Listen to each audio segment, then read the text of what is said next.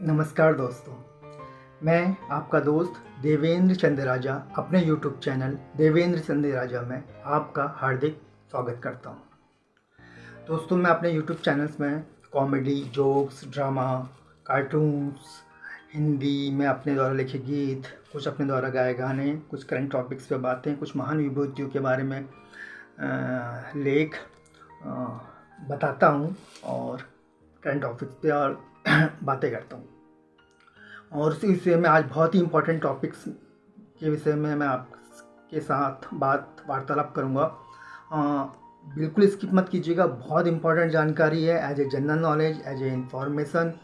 और जो इस समय उत्तराखंड में बहुत बड़े डिमांड पे लोगों की मांग है कि उत्तराखंड मांगे भू कानून, उसके बारे में मेरी तरफ से, मेरे ज़बान में, मेरे द्वारा जो बातें ढूंढ के लाई गई हैं वो आपके सामने बहुत ही जल्द, मुश्किल से 4 या 5 मिनट में पेश करूँगा। तो स्किप मत कीजिएगा और इसे ज़रूर सुनिएगा। ठीक है दोस्तों, देखिए, उत्तराखंड जन्मभूमि हम सबकी, कर्मभूमि भी है जो लोग यहाँ पे रह रहे हैं। और उत्तराखंड में इस समय उत्तराखंड मांगे भू कानून के लिए बहुत सारे युवा आगे आ रहे हैं। उसी में से एक लड़का है बहुत अच्छा, उसका नाम लेना चाहूँगा, शैलेंद्र दानू। उसका अभी मैसेज भी आया था मेरे पास कि 11 बजे हल्द्वानी में बुद्ध पार्क पे उत्तराखंड भू कानून की मांग में बैठक होने वाली है, तो वहाँ पे ज़रूर आना करके। तो बारिश का दिन है, आज मौका मिलेगा तो जाएंगे ज़रूर। आप लोग जो इसको देखें तो ज़रूर जाएं। अब मैं शुरुआत करता हूँ। शुरुआत में 2 मिनट ऐसे निकालते हैं, 5 मिनट रहिए बस मेरे साथ, 5-6 मिनट। देखिए दोस्तों, उत्तराखंड भू कानून है क्या?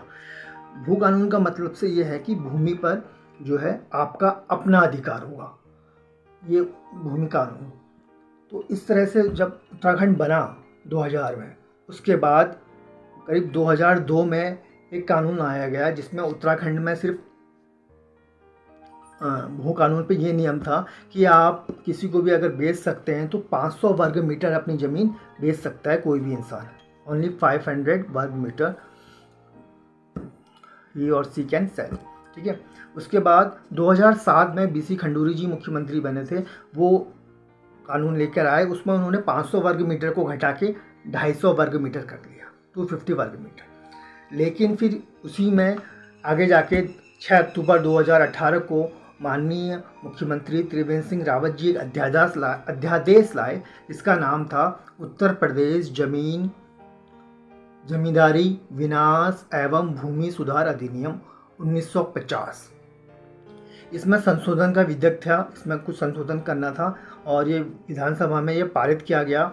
इसमें 2 धाराएं हैं, 143 क और धारा 154 क, धारा 143 क और धारा 154 क। ये धाराएं इसमें जोड़ी गई और इसमें पहाड़ों में फिर भूमि खरीद की अधिकतम सीमा समाप्त कर दी गई। अब ये नियम की जो 500 वर्ग मीटर और 250 वर्ग मीटर वाला था, ये नियम खत्म हो गए और इसकी बजाय जितना भी कोई चाहे खरीद सकता है। और इसके अलावा जो प्लेन्स के उत्तराखंड में जो प्लेन रीजन्स है, जैसे देहरादून है, अपना हरिद्वार है, उधम सिंह नगर है, वहाँ पे हदबंदी जो बोलते हैं सीलिंग, उसकी भी समाप्ति कर दी गई। मतलब मन माफिक आप ज़मीन खरीद और बेच सकते हैं। तो ये नियम नए लाए गए हैं, जिसकी वजह से काफ़ी नुकसान होता है।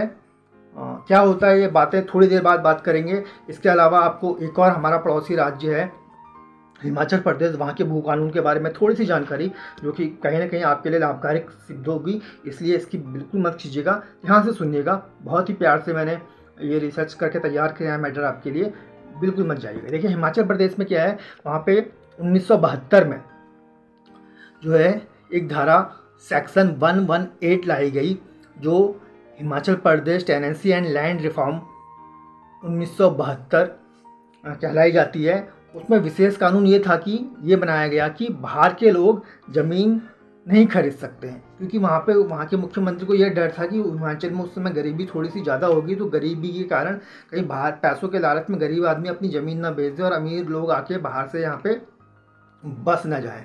तो इसलिए 1972 में सेक्शन 118 लाया गया और इससे काफ़ी देखो वहाँ पे फ़र्क पड़ा है। इस वक्त हिमाचल प्रदेश एक अच्छे राज्यों में गिना जाता है और काफ़ी तरक्की कर रहा है। तो इसलिए गवर्नमेंट को ऐसे रिफॉर्म्स करने चाहिए जो हमारे राज्य की भलाई के लिए हों। और उसमें साथ में नियम ये है कि कुछ अगर ज़मीनें कुछ लोग खरीदना चाहते हैं हिमाचल में सपोज बिजनेस पर्पज़ के लिए, तो वो गवर्नमेंट किसी स्पेशल केस में ही उनको गवर्नमेंट को अधिकार रहता है कि वो उस आदमी को दे सकते हैं। इसलिए वहाँ पे कुछ आश्रम्स वगैरह बने हैं, ऐसा बताया जाता है। तो ये हुई हिमाचल प्रदेश की बात कि सेक्शन 118 है वहाँ पे लगा हुआ 1972, और जिसमें बाहर के लोग वहाँ पे ज़मीन नहीं खरीद सकते। कुछ इंपॉर्टेंट केसेस में, स्पेशल केसेस में गवर्नमेंट को ही हक है कि वो वहाँ पे ज़मीन उनको दे सकती है। इसके अलावा दोस्तों हमारे कुछ और स्टेट्स हैं, उनका जिक्र मैं सिर्फ जिक्र करूँगा कि वहाँ पर भी कुछ भू कानून है, वो भी वहाँ की संस्कृति, जनजाति और जाति लोगों को बचाने के लिए विशेष तौर पर, जैसे सिक्किम राज्य में है, मेघालय में है, ऐसे भू कानून हैं। अब ये भू हदबंदी क्या होती है इसके बारे में आज रहने देते हैं, हदबंदी का जिक्र छोड़ते हैं, टाइम बहुत कम रहता है। हदबंदी एक सीमांकन होता है ज़मीन की जो की जाती है। अगर कभी किसी की बहस हो गई किसी से कि जैसे एक पूरा एक प्लॉट है, उस प्लॉट पर मतलब 5-6 ज़मीनें हैं, अलग अलग टुकड़े हैं लोगों के, तो कोई किसी को ऐसा लगता है कि फ़लाने ने मेरी ज़मीन में थोड़ा अधिकार कर लिया है। और ये दोस्तों थोड़ी नेटवर्क की दिक्कत हो गई थी। जैसे मैं बता रहा था आपको कि हदबंदी जो है यहाँ की नहीं, यूपी के में 2 धाराएं चलती हैं, धारा 24 और यूपी एरआरएल एक्ट है, उसके तहत आप वहाँ पे सीलिंग एक्ट चलता है, जिसमें सीमांकन आप कर सकते हैं अपना। अगर आपको थोड़ी बहुत भी इश्यू प्रॉब्लम आ रही है ज़मीन के इश्यू में, तो आप आवेदन कर सकते हैं। उससे वहाँ पे कागज़ चाहिए आपको कुछ, जैसे नक्शा चाहिए, खसरा चाहिए, खतौनी चाहिए और चालान की कॉपी चाहिए, जो रेवेन्यू आप जमा करेंगे वहाँ पे। तो रेवेन्यू एक्ट धारा 41 और धारा 24 के तहत आप अपनी ज़मीन की देखभाल कर सकते हैं। कोई आप पे अच्छा ज़मीन पे कब्जा नहीं कर सकता है, ठीक है। ये यूपी के एक्ट की बात बता रहा हूँ। ये मैंने बातें आपके सामने रख दी, एज ए जनरल नॉलेज आपके सामने जानकारी रख दी। अब उत्तराखंड मांगे भू कानून क्यों ज़रूरी है, इस पर मैं 2 मिनट और 2-3 मिनट और आपके चाहूँगा। देखिए, एक तो हमारी जो सांस्कृतिक पहचान है हमारे प्रदेश की, वो वैसे ही पलायन के कारण बहुत कम होती जा रही है। आज की डेट में देखिए, मैं आपसे बात कर रहा हूँ तो कौन सी लैंग्वेज में बात कर रहा हूँ, हिंदी में, या क्योंकि हमारा देश हिंदी भाषी है, चलो ये ठीक बात है। लेकिन फिर भी यूट्यूब चैनल से आप देखेंगे तो पहाड़ी लैंग्वेज में, भले ही हमारी जो स्पेशल लैंग्वेजेस यहाँ पे पहाड़ी चलती हैं, कुमाऊनी लैंग्वेज, गढ़वाली लैंग्वेज है, जौनसारी भाषा, अंतर ज़्यादा नहीं है, थोड़ा बहुत अंतर रहता है। इसलिए मैं भाषाएं तो उन्हें तीनों समझता हूँ, लेकिन बोलने में मैं कुमाऊनी भी हल्की फुल्की बोल पाता हूँ, गढ़वाली भी हल्की फुल्की बोल पाता हूँ, जौनसर भी हल्की फुल्की बोल पाता हूँ। तो ये जब मेरी उम्र के बच्चे, जिसको कि पहाड़ी आनी चाहिए थी पूरी तरीके से, नहीं आती है, तो ये अपने आप में एक गलत बात है, ये मैं मानता हूँ। तो हमारी सांस्कृतिक पहचान को बहुत नुकसान पहुँचेगा जब अगर बाहर के लोग यहाँ पे आके ज़मीन खरीदेंगे। तो आपको क्या बताऊँ, मैं पिछले 2 साल में, मैं जिस एरिया में रहता हूँ नैनीताल ज़िले में, उसके बगल में ही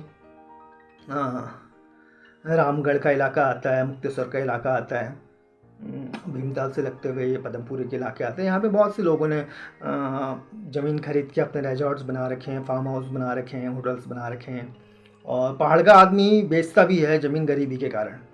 क्योंकि मैंने पुराने एपिसोड्स में आपने देखा होगा कि एक गरीब महिला जो करीब 2 से 3 किलोमीटर चल के आई थी, जब मैं एनजीओ में काम करता था, कसूरी मेथी बेचने आई थी, लोग करते थे एनजीओ में काम, तो वो मेथी जो थी 10 ग्राम थी, और 10 ग्राम के मैंने उन अम्मा को 10 रुपये दिए थे। तो 10 रुपये के खाते 3 किलोमीटर एक 70-80 साल की बुजुर्ग महिला आई थी।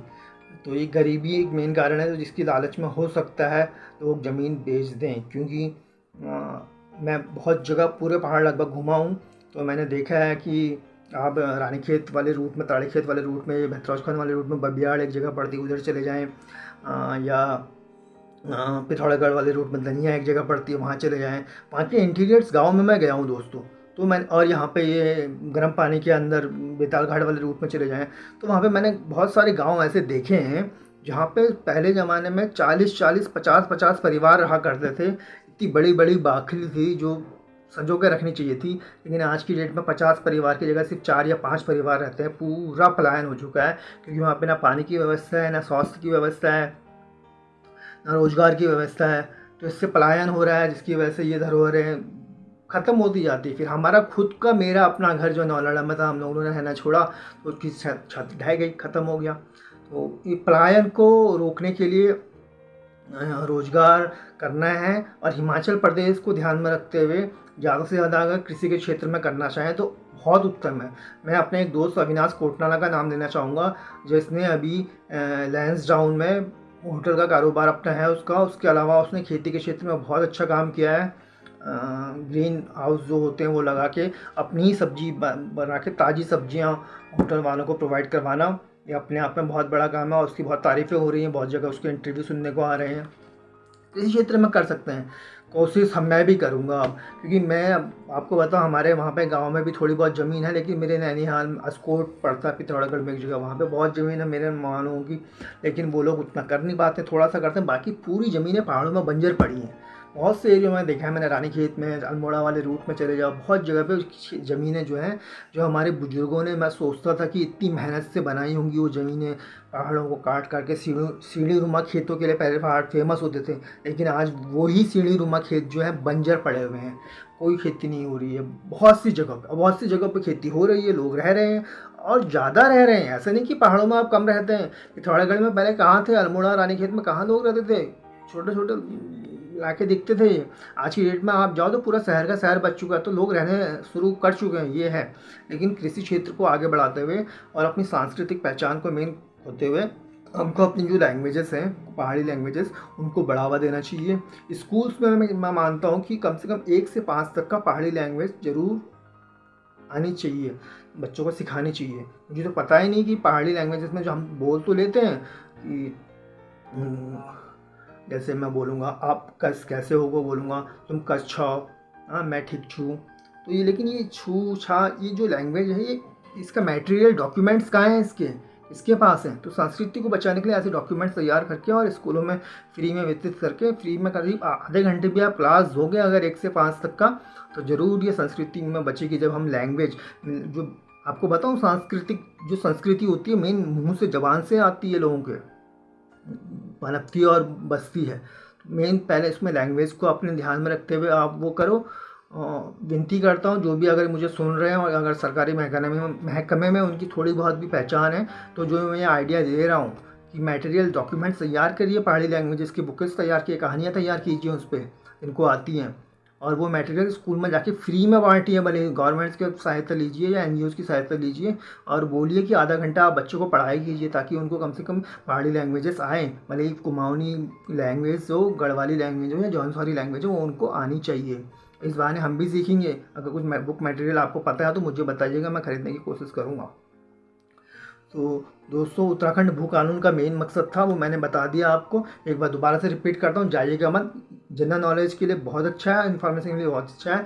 2000 में हमारा 9 नवंबर को उत्तराखंड का गठन हुआ था। उसके बाद 2002 में कानून आया था, भू कानून, उसमें 500 वर्ग मीटर ज़मीन कोई आदमी बाहर का खरीद सकता था। 2007 में BC खंडूरी जी लाए, उसको कम किया 250 वर्ग मीटर। लेकिन 6 अक्टूबर 2018 को माननीय त्रिवेंद्र सिंह रावत जी एक नया अध्यादेश लाए, जिसका नाम उत्तर प्रदेश जमींदारी विनाश एवं भूमि सुधार अधिनियम 1950 में संशोधन का विधेयक था। इसमें विधानसभा में पारित किया गया। इसमें धारा 143 क और धारा 154(2) के तहत जोड़ी गई धाराएं ये दोनों, और इसमें भूमि खरीद पे अधिकतम सीमा की समाप्ति कर दी गई। अब कोई भी कितनी भी ज़मीन खरीद सकता है। तो सच में भू कानून की डिमांड बहुत है, इसलिए मैं आने वाले जो भी मंत्री रहेंगे, मुख्यमंत्री रहेंगे, देश की जनता और प्रदेश की जनता से की तरफ से खास तौर से विनती करता हूँ कि इसमें लोगों का साथ दें, कि भू कानून ज़रूर लाएँ, ये बहुत ज़रूरी है।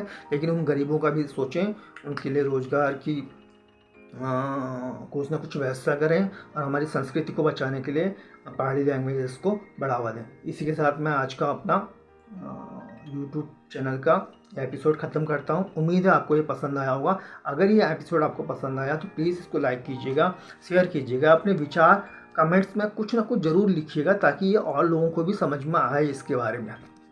और जो नए व्यूवर्स हैं उनसे हाथ जोड़ के विनती है मेरे दोस्तों, प्लीज़ मेरे चैनल को सब्सक्राइब कीजिए। मैं काफ़ी मेहनत कर रहा हूँ इस क्षेत्र में और कुछ करना चाहता हूँ, तो ये विनती आपसे मेरी रहेगी। उम्मीद है आपको आज की जानकारी पसंद आई होगी। इसी के साथ विदा लेता हूँ। जय हिंद, जय भारत।